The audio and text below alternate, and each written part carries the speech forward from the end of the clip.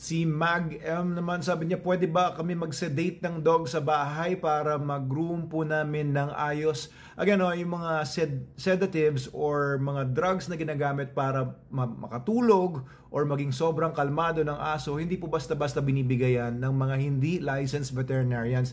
These are drugs na potentially dangerous and potentially fatal. Pwedeng ikamatay ng mga aso po ninyo kung hindi niyo po ibibigay yung proper dosage at hindi bibigay sa aso ng tamang pamamaraan. Kasi kung ang aso po ninyo ay merong sensitivity sa mga drugs o kaya meron pong ibang history ng health issues, ay baka hindi po niya dapat ma-receive yung ganyang mga klaseng mga drugs. So do not give any sedatives. Kung meron kayo available sedatives, because I don't know how you got them or where you got them from, but do not use them on your dogs.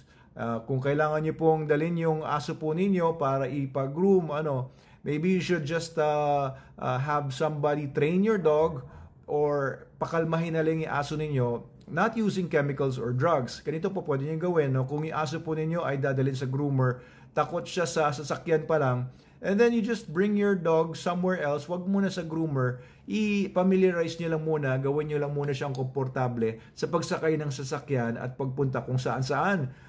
Habang nasa sasakyan, pakainin niyo yung aso ninyo. Bigyan niyo ng treats or laruan para hindi po siya napapraning sa loob ng sasakyan. Also, you can bring your dog somewhere na gusto niya. Using the vehicle, wag muna doon sa groomer. Pero kung takot yung aso ninyo, hindi lang sasakyan, kundi pagdating mismo doon sa lugar ng groomer, that's a problem, no? Maybe you should bring your dog to the groomer without him having to undergo the grooming yet. Pwede pong dalhin nyo sa groomer, pakainin nyo doon, or bigyan nyo ng treats, or yung mismong groomer ang utusan ninyo or pakisuyuan ninyo na magbigay sa kanya ng treats para po maligayahan siya. And later on, yung grooming would be something normal na lang sa aso ninyo. You should make the experience positive para po yung aso po ninyo hindi napapraning kung yun ang problema niyo. Don't use chemicals, don't use drugs na sedatives. Okay, so marami pang ibang mga paraan para ma-familiarize yung aso ninyo doon sa mga ganyan mga klaseng situation. Pwede po namin kayo tulungan sa Manalo K9 if you want your dog trained with us. Kami po ay nagtitrain ng mga aso. Any sort of dog, no? Lahat ng aso po natuturuan namin. Basic obedience, meron kaming crash course, 13,500 lang yon. Yung basic obedience namin, 1 month yun, tinuturo lahat ng mga basic obedience commands.